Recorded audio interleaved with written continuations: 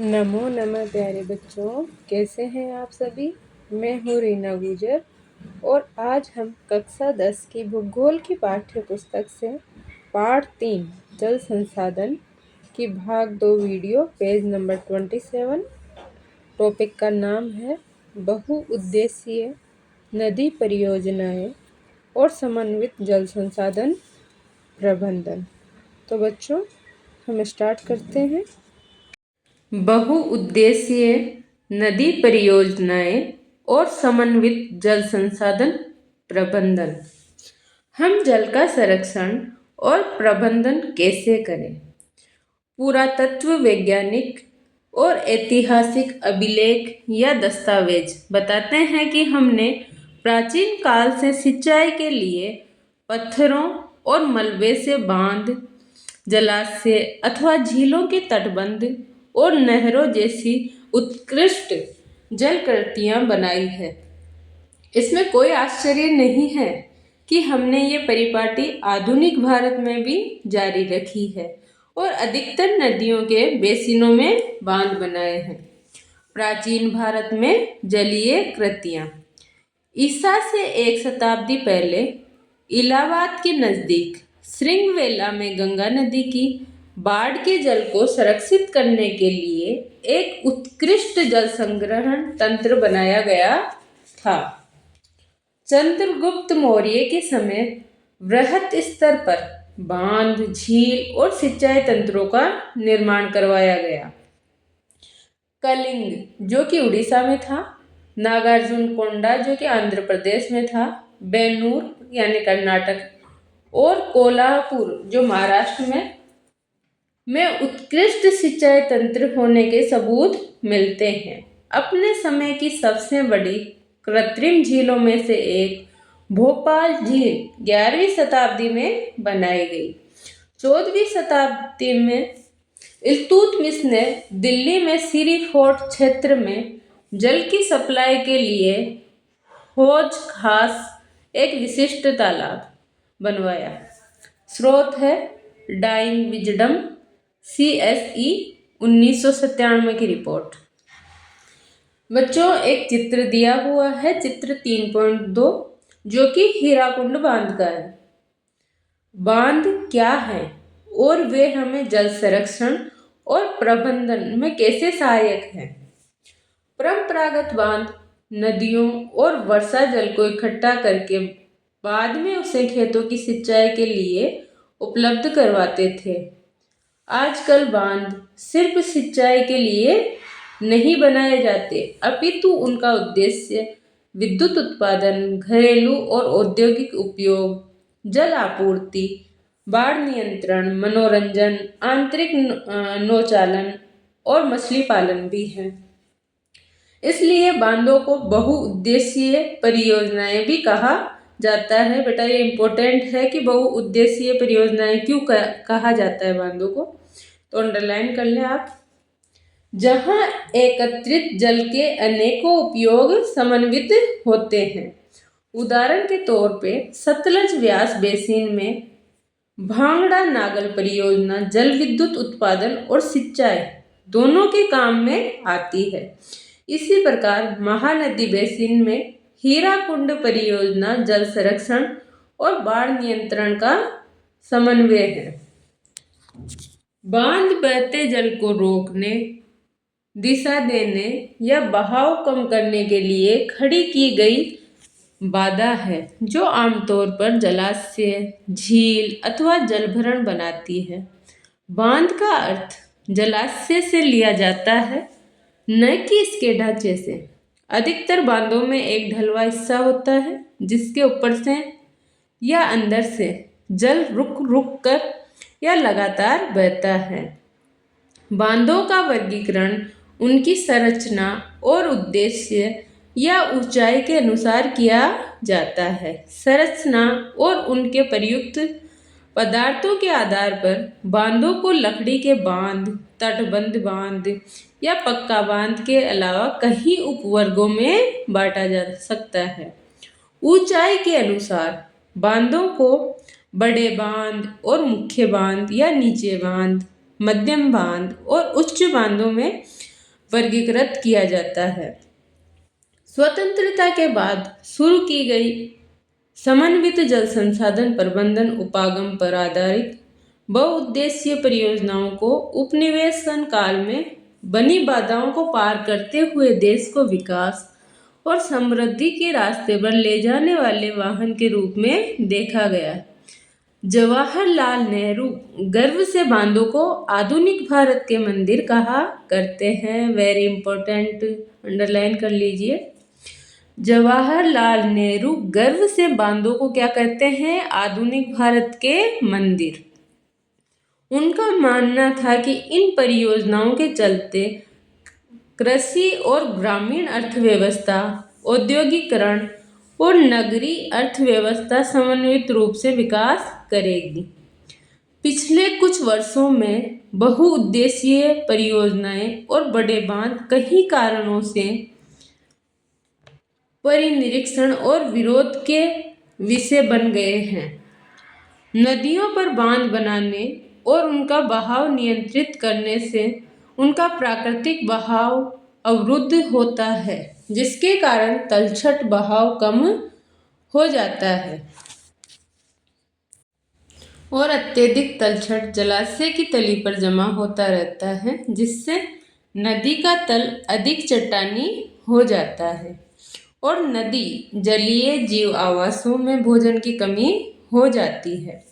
बांध नदियों को टुकड़ों में बांट देते हैं, जिससे विशेषकर अंडे देने की ऋतु में जलीय जीवों का नदियों में स्थानांतरण अवरुद्ध हो जाता है। बाढ़ के मैदान में बनाए जाने वाले जलाशयों द्वारा वहाँ मौजूद वनस्पति और मिट्टियाँ जल में डूब जाती है, जो कालांतर में अवघटित हो जाती है। बहुउद्देशीय परियोजनाएं और बड़े बांध नए पर्यावरणीय आंदोलनों जैसे नर्मदा बचाओ आंदोलन और टिहरी बांध आंदोलन के कारण भी बन गए हैं। इन परियोजनाओं का विरोध मुख्य रूप से स्थानीय समुदायों के वृहद स्तर पर विस्थापन के कारण है। आमतौर पर स्थानीय लोगों को उनकी जमीन, आजीविका और संसाधनों से लगाव एवं नियंत्रण देश की बेहतरी के लिए कुर्बान करना पड़ता है। इसलिए अगर स्थानीय लोगों को इन परियोजनाओं का लाभ नहीं मिल रहा है तो किसको मिल रहा है? शायद जमींदारों और बड़े किसानों को, या उद्योगपतियों और कुछ नगरीय केंद्रों को। गांव के भूमिहीनों को लीजिए, क्या वे वास्तव में ऐसी परियोजनाओं से लाभ उठाते हैं? सिंचाई ने कई क्षेत्रों में फसल प्रारूप परिवर्तित कर दिया है, जहां किसान जल गहन और वाणिज्य फसलों की ओर आकर्षित हो रहे हैं। इससे मृदाओं के लवणीकरण जैसे गंभीर पारिस्थितिकीय परिणाम हो सकते हैं। इसी दौरान इसने अमीर भूमि मालिकों और गरीब भूमिहीनों में सामाजिक दूरी बढ़ाकर सामाजिक परिदृश्य बदल दिया है। जैसा कि हम देख सकते हैं कि बांध उसी जल के अलग अलग उपयोग और लाभ चाहने वाले लोगों के बीच संघर्ष पैदा करते हैं। गुजरात में साबरमती बेसिन में सूखे के दौरान नगरीय क्षेत्रों में अधिक जल आपूर्ति देने पर परेशान किसान उपद्रव पर उतारू हो गए हैं। बहुउद्देशीय परियोजनाओं के लागत और लाभ के बंटवारे को लेकर अंतर्राज्यीय झगड़े आम हो जाते हैं। नर्मदा बचाओ आंदोलन एक गैर सरकारी संगठन NGO है जो जनजातीय लोगों, किसानों, पर्यावरणविदों और मानवाधिकार कार्यकर्ताओं को गुजरात में नर्मदा नदी पर सरदार सरोवर बांध के विरोध में लामबंद करता है। मूल रूप से शुरू में यह आंदोलन जंगलों के बांध के पानी में डूबने जैसे पर्यावरणीय मुद्दों पर केंद्रित था। हाल ही में इस आंदोलन का लक्ष्य बांध से विस्थापित गरीब लोगों को सरकार से संपूर्ण पुनर्वास सुविधाएं दिलाना हो गया है। लोगों ने सोचा है कि उनकी यातनाएं व्यर्थ नहीं जाएगी। विस्थापन का शोक स्वीकार किया। ये विश्वास करके कि सिंचाई के प्रसार से वे मालामाल हो जाएंगे। प्राय रिहंद के उत्तरजीवियों ने हमें बताया कि उन्होंने अपने कष्टों को देश के लिए कुर्बानी के रूप में स्वीकार किया, परंतु अब 30 साल के कड़े अनुभव के बाद जब उनकी आजीविका और अधिक जोखिमपूर्ण हो गई है, पूछते जा रहे हैं हमें ही देश के लिए कुर्बानी देने के लिए क्यों चुना गया। इसका जो स्रोत है वो है S Sharma, valley of the river, tribal over development in Narmada valley, जो 1995 में आई हुई रिपोर्ट है ये। अब क्या आप जानते हैं सरदार सरोवर बांध गुजरात में नर्मदा नदी पर बनाया गया है। ये भारत की एक बड़ी जल संसाधन परियोजना है जिसमें 4 राज्य महाराष्ट्र, मध्य प्रदेश, गुजरात तथा राजस्थान सम्मिलित हैं।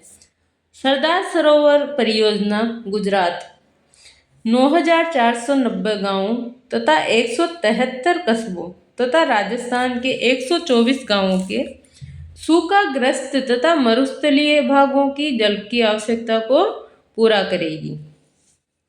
क्या आप जानते हैं कि कृष्णा गोदावरी विवाद की शुरुआत महाराष्ट्र सरकार द्वारा कोयला पर जल विद्युत परियोजनाओं के लिए बांध बनाकर जल की दिशा परिवर्तन कर कर्नाटक और आंध्र प्रदेश सरकारों द्वारा आपत्ति जताए जाने से हुई। इससे इन राज्यों में पड़ने वाले नदी के निचले हिस्सों में जल प्रवाह कम हो जाएगा और कृषि और उद्योग पर विपरीत असर पड़ेगा। अब इसमें मैप दिया हुआ है भारत का, मुख्य नदियां और बांध, पेज नंबर 30 पे है। नदी परियोजनाओं पर उठी अधिकतर आपत्तियां उनके उद्देश्यों में विफल हो जाने पर है।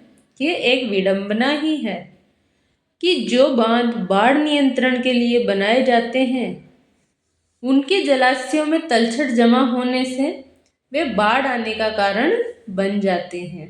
अत्यधिक वर्षा होने की दशा में तो बड़े बांध भी कई बार बाढ़ नियंत्रण में असफल रहते हैं।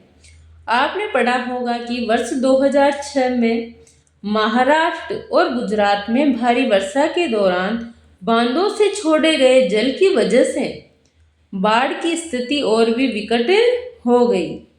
इन बाढ़ों से न केवल जान और माल का नुकसान हुआ, अपितु वृहत स्तर पर मृदा अपरदन भी हुआ। बांध के जलाशय पर तलछट जमा होने का अर्थ ये भी है कि ये तलछट, जो कि एक प्राकृतिक उर्वरक है, बाढ़ के मैदानों तक नहीं पहुंचती, जिसके कारण भूमि निम्नीकरण की समस्याएं बढ़ती हैं। ये भी माना जाता है कि बहुउद्देशीय योजनाओं के कारण भूकंप आने की संभावना भी बढ़ जाती है और अत्यधिक जल के उपयोग से जल जनित बीमारियां, फसलों में कीटाणु जनित बीमारियां और प्रदूषण फैलते हैं। बच्चों, जल संसाधन की ये वीडियो यहीं समाप्त होती है। अगली वीडियो में हम इसी पार्ट से वर्षा जल संग्रहण टॉपिक पढ़ेंगे, पेज नंबर 31। धन्यवाद।